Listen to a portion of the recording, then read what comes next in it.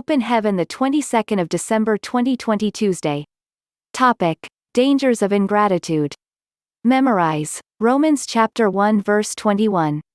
Because that, when they knew God, they glorified him not as God, neither were thankful, but became vain in their imaginations, and their foolish heart was darkened. Bible reading, Judges chapter 15 verses 14 to 19. And when he came unto Lehi, the Philistines shouted against him, and the Spirit of the Lord came mightily upon him, and the cords that were upon his arms became as flax that was burnt with fire, and his bands loosed from off his hands. And he found a new jawbone of an ass, and put forth his hand, and took it, and slew 1,000 men therewith. And Samson said, With the jawbone of an ass, heaps upon heaps, with the jaw of an ass have I slain 1,000 men. And it came to pass, when he had made an end of speaking, that he cast away the jawbone out of his hand, and called that place Ramathlehi.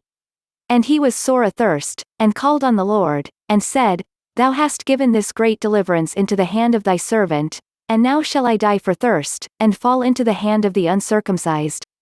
But God clave an hollow place that was in the jaw, and there came water thereout, and when he had drunk, his spirit came again, and he revived, wherefore he called the name thereof Enhakkore, which is in Lehi unto this day. Message. One day, I asked God why he punished King Saul so much while David, who committed more sins, was called the man after his heart. He responded by telling me to read 2 Samuel chapter 6 verse 14, and David danced before the Lord with all his might.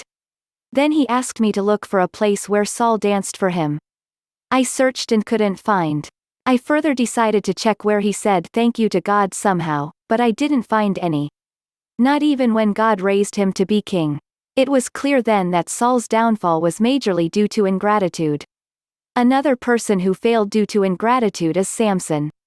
All the time that the Bible records that the Spirit of the Lord came upon him and he did great exploits, not once did he say thank you, Lord.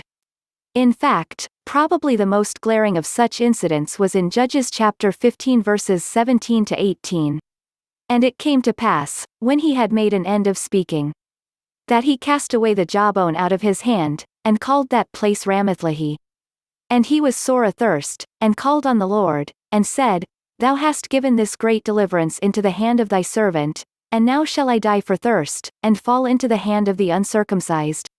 Just after exploits so great that even he acknowledged they were from God, instead of giving thanks, all he did was complain. Ingratitude is a pointer to pride. Proverbs chapter 16 verse 18 says that pride goes before a fall. Ungrateful people are proud and are heading for a fall. When you see a person who is always grateful, you see humility in the fellow, and since God gives grace to the humble, 1 Peter chapter 5 verse 5, the grace of God will always take the person higher. Whatever chance you get, always remain grateful to God.